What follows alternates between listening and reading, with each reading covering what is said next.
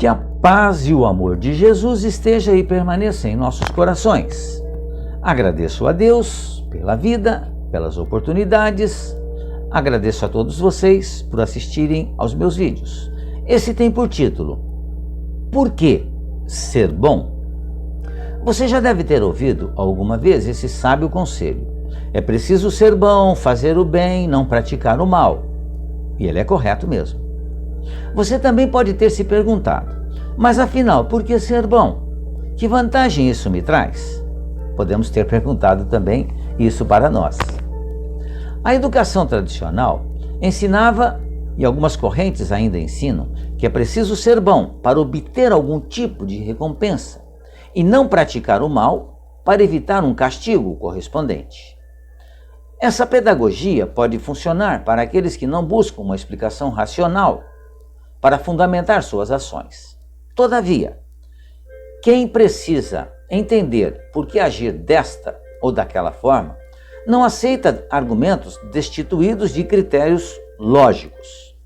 O Evangelho de Jesus foi intensamente utilizado, lamentavelmente, para espalhar o terror do inferno aos maus e prometer um céu de recompensa para os bons.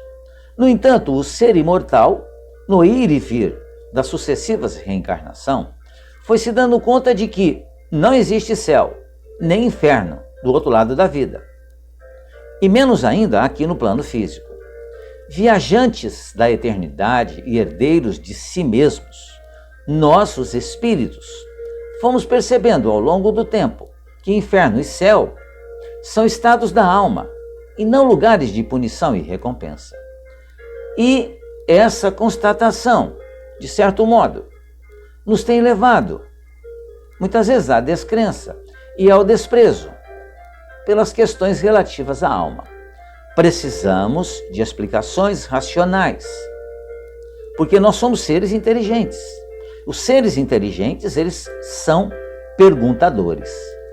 E a falta de uma explicação racional ou razoável do porquê praticar o bem e evitar o mal tem levado muitas pessoas a buscar os interesses imediatos do mundo, lançando mão de expedientes indignos e até cruéis. A busca da felicidade, que é uma aspiração natural do ser humano, vai girar então em torno apenas e tão somente dos prazeres passageiros. Ser bom, por conseguinte, passa a ser um dever para aqueles que, na dúvida, preferem garantir algum tipo de recompensa futura. Muito profunda essa explicação, esse texto, muito interessante mesmo. No entretanto, é preciso lançar o olhar sobre as leis que regem a vida e buscar compreender a essência dos ensinamentos trazidos por nosso Mestre, Jesus, para fundar a prática do bem. Porque os ensinamentos de Jesus visam desenvolver no homem a convicção inabalável na sua perfectibilidade. Isso se pode constatar no imperativo: sede perfeitos, como perfeito é o vosso Pai Celestial. Ou, para desenvolver essa perfeição, é preciso entender de que forma, como e por quê. Como eu posso me tornar perfeito? Como entender que eu sou perfectível? Isso pressupõe um consentimento interno racional e não uma imposição externa. Alguém me dizer: você precisa ser bom, mas não me explicar por quê. Porque muitas vezes, fruto de uma necessidade ou de uma vontade alheia, nós acabamos não, como se diz popularmente, engolindo essas explicações. Eu preciso ter explicações racionais para que eu as entenda e as cumpra. Nossas ações devem ser norteadas pelo crivo da razão. A fé precisa ser raciocinada. Razão baseada numa fé que nos faz livres para querer, de livre e espontânea vontade, e nunca por pressões ou interesses externos, sejam eles quais forem. Quando a prática do bem se tornar espontâneo em nós, como é o ato de respirar, então teremos compreendido o papel que nos cabe como filhos de Deus. Aí entenderemos o que Jesus quis dizer quando ele nos disse: faça brilhar a vossa luz. O filósofo brasileiro, já desencarnado, Huberto Roden, em um dos seus livros, no livro chamado Sabedoria das Palavras, ele diz que o Evangelho do Cristo é a glória da suprema sabedoria cósmica, que um ser bom quer um ser bom por espontânea liberdade e não um ser bom por compulsória necessidade. O homem deve ser intrinsecamente bom por querer próprio e não apenas extrinsecamente bom por um querer alheio. Vou querer ser bom porque o outro me disse que eu preciso ser bom. Eu preciso querer ser bom e entender por quê. Ele continua: o seu ser bom deve ser o fruto de um voluntário querer e não um compulsório dever. O homem pode ter todas as possibilidades para ser mal e, apesar disso, ser bom, convictamente bom.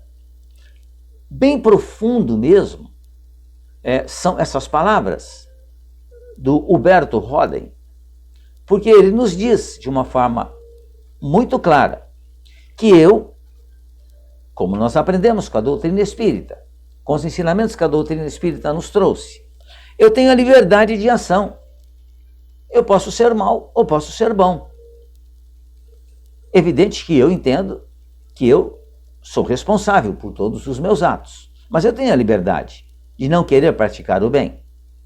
Claro que eu vou responder por isso. E tenho também a liberdade de querer ser bom e entender por que ser bom. Então é muito interessante, sem dúvida nenhuma, essa reflexão nesse texto, né? Por que ser bom? Para que a gente entenda efetivamente qual a razão que nos leva a nos melhorarmos. Qual a razão que nos leva a entender que Deus nos criou simples e ignorantes por uma necessidade. A necessidade é de lutar e trabalhar para se tornar melhor, entendendo que ser bom, melhorar-se, só nos traz realmente coisas boas, só nos traz satisfação. Porque aquele que pratica o bem, ele vai sempre sentir-se bem. E é necessário que eu compreenda isso, que eu pratique o bem para que eu possa me sentir bem também. O texto é profundo, sem dúvida nenhuma. Merece de nós uma reflexão. Daí a necessidade de ouvirmos o vídeo algumas vezes, lermos o texto, para que efetivamente o compreendamos e entendamos que nós temos a liberdade de ir e vir pelos caminhos que nós quisermos. Mas, por outro lado, devemos entender para onde esses caminhos nos levam. E como seres inteligentes que somos, vamos entender que ser bom é muito melhor do que não ser bom. Porque ser bom nos traz como consequências a paz, o equilíbrio, nos traz a alegria, a felicidade. Então, claro que como seres inteligentes que somos, vamos preferir esse caminho. Por quê? Ninguém quer ter dores. Ninguém quer se sentir mal. Ninguém quer ter doenças. E nós aprendemos que, sendo bons, só existem vantagens. E as vantagens são a de que teremos aquilo que instintivamente buscamos, que é a paz, que é sentir-se bem, que é sentir-se vencedor, que é ter sucesso na vida. Ter sucesso na vida é estar bem consigo mesmo, é retornar para o seu lar, tranquilo, na certeza de que cumpriu o dever que lhe cabia cumprir. Era isso que eu tinha nesse vídeo, amigos e amigas. Agradeço mais uma vez a sua atenção. Se puderem, e não o fizeram ainda, inscrevam-se aqui em meu canal. Muito obrigado.